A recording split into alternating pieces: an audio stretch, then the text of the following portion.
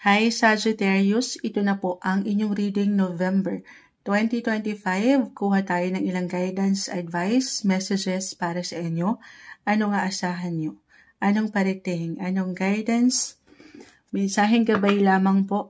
Energy check tayo Sagittarius November 2025 para sa mga taong maring makapakinig nito na Sagittarius, message po para sa kanila. Bagong buwan, November 2025, message, Sagittarius, guidance para sa mga taong ito. Okay, kung tumatalon-talon pa. Okay, paisa-isa guys. Sagittarius po. Okay, so, kumpol na sila yung ilan. Hindi natin pipigilan. Tayo po ay live na live sa ating TikTok. Ayan. Babalikan ko kayo if ever may nagko-comment. 10 of Pentacles, 2 of Cups, 5 of Cups, Sagittarius, Knight of Wands, 10 of Wands, 10, 10. Knight of Cups, 7 of Swords, the Death card. Hindi kailangan katakutan or laliman. Sagi, meron lang po itong kalakip na mensahe, okay? 9 of Swords and the Sun. Actually, okay. So, I will be honest, medyo low-key, no? Meron mang ilang reversal na baraha, guys. Hindi ibig sabihin ay hindi na okay. Meron po itong kalakip na mensahe. Pero itong ilang bumabagsak sa barahan nyo, sobrang mag-a-apply astrologically kasi low-key talaga. Nag-highlight ngayon, papasok ang mga Scorpio season. Nag-highlight ngayon ang inyong mga 12th house. November. 12th house of, yun nga, pagkamababa ng enerhiya. Parang, kasi nga, marahil, ito yung ilang obligations nyo, responsibilities, may ilang bigat talaga. Alam ko, diretso yun. 10 and 10 ang rating connected sa career. May ilang, maaari kayong pwedeng bigyan ng tuon dyan na hindi kagaanan, Sagittarius. At dito, ito, pwede yung kusang maramdaman or pwede ipaangatin ng universe sa inyo. Hindi po isang medical advisor si Moonchild. Physically, mentally, emotionally, or even spiritually, the Death card ay narito na hindi kailangan katakutan. Gusto nyo lang munang parang magpahinga. Mag-recharge ng enerhiya na okay lang naman. As a fire, minsan hindi nyo na nararamdaman. Kasi nga, lalo pa, kung umaangat talaga yung pagiging ano nyo, yung sense of responsibility na kailangan maharap, matapos, yung ilang gawain, obligasyon sa trabaho or kaperahan. Pamilya, andito na lahat. Relasyon, the 2 of Cups. So, teka lang. Very important ngayong November 2025, Sagittarius, to listen. Listen to your body. Again, physically, mentally, emotionally, sa part na ito, kayo po ang higit na makapagsasabi. Ang lawak ni 12th house, again, dito pumapasok ang kalusugan nyo rin eh. Okay? Or someone na pwedeng makatulong sa inyo, someone expert, someone professional. If ever, halimbawa, meron kayong kailangan talagang pagtuunan sa inyong mga kalusugan, kita nyo the Sun. This one is in reverse. Oo. Ano na yun, Moonshot? Ito naman, lagi kong na-mention with the Sun, Sagittarius. Kahit pa yung naka-reverse, si Haring Araw pa rin yan, ha? The Sun is still the Sun. Kailangan, minsan, lumulubog din yan, eh. Bumababa ang enerhiya. Yan po ay naipapahinga. Recharge your energy, guys. Lalo pa, minsan baka hindi nyo na napapakiramdaman, eh. Basta go with the flow. Yes to opportunity, yes to offer ang energy. Kasi nga may goal kayo.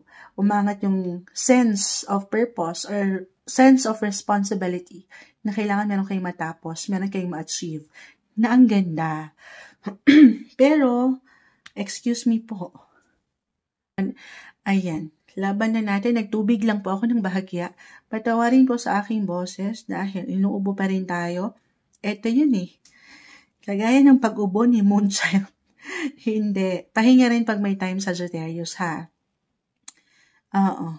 Kung kailangan nyo munang mapag-isa or mapagnilay sa inyong buhay, marahil ay pinaghahanda kayo kasi papasok na. Oo. Pagkatapos nitong Scorpio season, ay mga season nyo na. So, this time, siguro, ito, sabi ko nga, maring kusa yung maramdaman or kusang kailangan nyo talaga mapaangat or paangatin na pahinga rin pag may time. More on self-care and self-love. At once na pumasok ang Sagittarius season, naku, maaring dyan kayo higit na maging busy and productive, tapos holiday pa. So, maaring maraming ganap. So, ngayon, take it easy, take everything one day, one step at a time. Okay? Speaking of career, 10-10 ang mga dito guys, Knight of Wands. I will be honest, ito na naman tayo sa I will be honest ni Moonchild. Si Mercury kasi, kanina ko pa na-mention, the planet of communication, transportation, travel, it will go on retrograde this November. Kapag naka-retrograde ang isang planeta guys, maaaring makaramdam kayo ng ilang kabagalan, ilang delays, or hindi ganun kagaanan pang hawakan. But as a Sagittarius, you are a flexible sign. So, adaptability at pagiging flexible, hindi to something magiging malalim na problema sa inyo. Pero actually, itong si Mercury, si planet Mercury rules your career, guys. Sagittarius. Talagang mag-highlight ito sa inyong mga buhay karera. So, maaaring meron kayong hindi, kaya medyo low-key, or andyan yung focus nyo sa Seven of Swords. I'm getting a message dito na maaaring merong ilang unexpected ganap sa trabaho or kung kayo may mga negosyo, kung kayo mga self-employed, kahit sa mga kliyente nyo. Ito. Communicate guys, ha? Paangatin nyo yung pagtatanong, yung boses, research kung kinakailangan. Kasi maaaring merong ilang pagbago-bago ang direksyon, or may pagkainip, or may paiba-iba ng desisyon, halimbawa ang inyong mga kliyente at hindi nyo masabayan ng isa't isa. So, again, stay flexible. Pag-unawa na sadyang ang bawat isa ay iba-iba po. Hindi natin mapiplease ang lahat, pero communicate, connect, compromise. Ayan. It could be unexpected, guys. I will be honest, baka merong pagka-low-key dito. Mawawalan kayo ng energy. So, reversal tayo every time. Pwede itong higit na mag-apply sa'yo or sa ilang katrabaho or ilang tinatrabaho nyo. So, sabay. Wala naman talaga tayong control sa kung anong pwedeng ihain ng universe or anong pwedeng aksyon, desisyon ng ibang tao sa ating paligid. Pero meron daw kayong control dito kung paano nyo maibabalanse or paano nyo po pangahawakan ang mga sitwasyon. Okay? Expect the unexpected, may ganong energy, the death card is here, this one is in reverse, may ilang transitions, may ilang changes, na in a way baka hindi nyo inaasahan o hindi nyo makita yung totoong intensyon ng sitwasyon o ng isang tao. So, stay alert, be mindful sa inyong paligid. Sabi ko nga, huwag kayo magmamadali, huwag kayo mainip. Ayan, ang pinaka-umaangat dito guys. Other messages. The Two of Cups. Love tayo. Since nakapag-iwan ako ng message when it comes to your career. Knight of Cups, the Sun. Kung hindi nyo ramdam or maramdaman, reversal tayo, Sagittarius. For those, especially couples, attached, married, may ilang imbalances ako nakikita. Kung hindi nyo masabayan ang enerhiya ng bawat isa, okay lang yan. Kalma. Maraming pagkakataon di kayo magtatagpo kahit sa simpleng schedule lang. Or umaangat, or maaaring umangat yung ilang differences. The Two of Cups kasi is in reverse. Oo, pero again, ganun din yung maiwan ko ha. Ito ay pawang task. Kung paano nyo pangahawakan yung ilang tension na ito, if ever. Yan naman ay may babalanse, may papahinga. Maidadaan sa pag-uusap, sabi nga nila. Communicate, compromise, connect. Open communication with Seven of Swords. Other messages, the Sun. Why not? Once pumasok na this month, November 2025, Sagittarius, ang inyong season. So, by end of the month, claim natin ha, since i-allow nyo na, yayakapin nyo ang pagpapahinga. Sabi kasi ni Moonchild, wag ako masyadong maging hard sa aking sarili. Magnilay-nilay, mag-reflect, magpahinga, mag-recharge ng energy. Claim natin with the sun. Sabi ko nga si Haring Araw pa rin yan. Meron akong kasiyahan na nakikita. 9 of Swords, kita mo, naka-reverse naman eh. Kasi nga, tutulungan ng sarili, ipabalanse, physically, mentally, emotionally, ipa-priority ang mga self.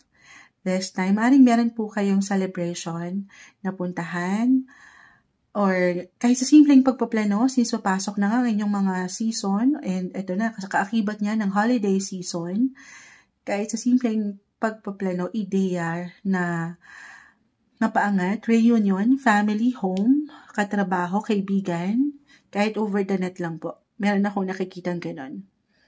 Okay. Ayun. Mabubuo, makukumpleto. Meron kayong matatapos, guys. Kasi nga, umaangat po yung sense of purpose, responsibility na kailangan meron kayong ma-achieve. Pero hinayan lang din, kung kailangan nyo muna talagang mapag-isa, huwag nyo iwanan ng limita ang inyong mga sarili, Sagittarius.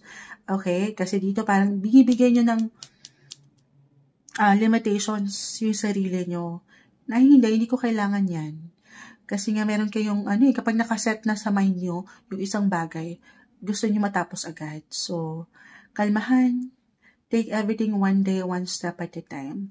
Ito yung umaangat na guidance, advice, messages na marahil ay kailangan yung marinig November 2025, Sagittarius.